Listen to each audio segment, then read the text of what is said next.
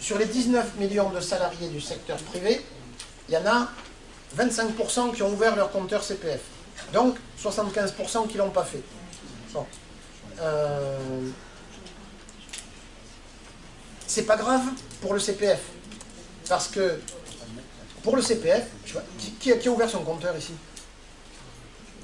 Waouh, que des bons élèves. Bravo. Et donc, si jamais je ne le fais pas, la Caisse des dépôts a récupéré la base de la sécurité sociale. Donc, ils ont 42 millions d'actifs en base. Et chaque année, en fonction des déclarations des entreprises, sur le temps de travail des salariés, donc à partir des déclarations sociales, on fait tourner les compteurs. Que les gens aient ouvert leur compte ou pas. Donc, pour ce qui concerne le CPF, quelqu'un qui se réveille dans 3 ans, qui ouvre son compteur dans 3 ans, il va retrouver tous ses droits. Il n'y a pas de problème. Donc, il n'y a pas d'urgence. Il faut le faire avant de l'utiliser. Par contre, là où il y a une urgence, c'est pour des gens qui avaient acquis des heures au titre du droit individuel de formation, donc salariés avant 2014, et donc vous pouvez attester éventuellement d'ailleurs quel nombre d'heures ils ont, parce que ces heures-là, elles disparaissent en 2020. Et donc on a 2 ans pour les mettre de manière déclarative avec les justificatifs sur les compteurs, de manière à ce que lors de la monétisation, ces heures soient prises en compte. Alors vous avez peut-être intérêt à faire une info, voire un petit peu plus avec vos salariés, parce que si ces heures-là sont créditées, imaginez quelqu'un qui a une centaine d'heures de diff, à 15 € taux de conversion, ça fait quand même 1500 €. Donc d'abord, ça vous permet de faire bénéficier les gens de 1500 € sans que ça vous coûte un copec à vous. Donc c'est quand même dommage de passer à côté.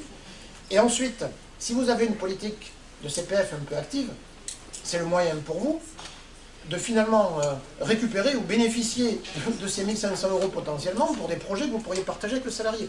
Donc vous avez un double intérêt à inciter les gens à le faire. Oui. Moi j'ai une question. On a créé une code pour les inciter plutôt à le faire avant la fin de l'année. Ouais. Parce que j'ai entendu dire qu'une fois que c'était monétisé, Ouais. est-ce que ça allait être possible de ressaisir en heure et que ce soit remonétisé derrière? J'ai pas compris votre question. Ça va être monétisé, il va y avoir, j'imagine, toutes les heures qui seront inscrites à telle date, je sais pas la date, mais ton 1er mars, C'est ça, là. Non, mais non, ça va pas être... non. Ça va pas être comme ça, non. En tout cas, pas aussi rapidement.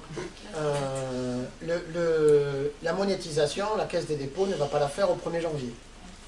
Donc du coup, alors ça ne va pas être forcément très simple, mais pendant toute l'année 2019, la monétisation, elle se fera que quand on aura l'appli. Et, sauf les futurs OPCO qui vont gérer le CPF pendant 1 an et qui ont leur système qui fonctionne sur la base des heures, je doute qu'ils surfinancent un développement informatique qui leur permette de monétiser, vous voyez, pour un truc qui s'arrête chez eux en fin d'année. Donc, sur l'année 2019, on monétise au 1er janvier, mais de fait, les compteurs resteront en heures. Donc les gens auront toujours un compteur en heure. La monétisation, elle se calculera pour ceux qui l'utilisent en cours d'année, et c'est l'OPCO qui calculera le budget dont disposent les gens pour financer leur formation. Mais on va continuer à les gérer en heure. Mais le fait d'avoir inscrit ces heures fait que ça augmente le budget potentiel dont je dispose. Hein? Donc, de ce point de vue-là, ça présente un intérêt. Et puis surtout, ça me permet de conserver de manière définitive les acquis au titre du DIF. Parce que sinon, il va y avoir un grand coup d'éponge. C'est-à-dire que les gens qui n'auront pas fait, alors on a 2 ans, c'est pas la peine de... Vous voyez, on a 2 ans pour le faire, mais les gens qui n'auront pas saisi leurs heures de DIF, à partir de 2021, ils ne pourront plus le faire. Ils feront avec les droits CPF, donc le reste sera perdu.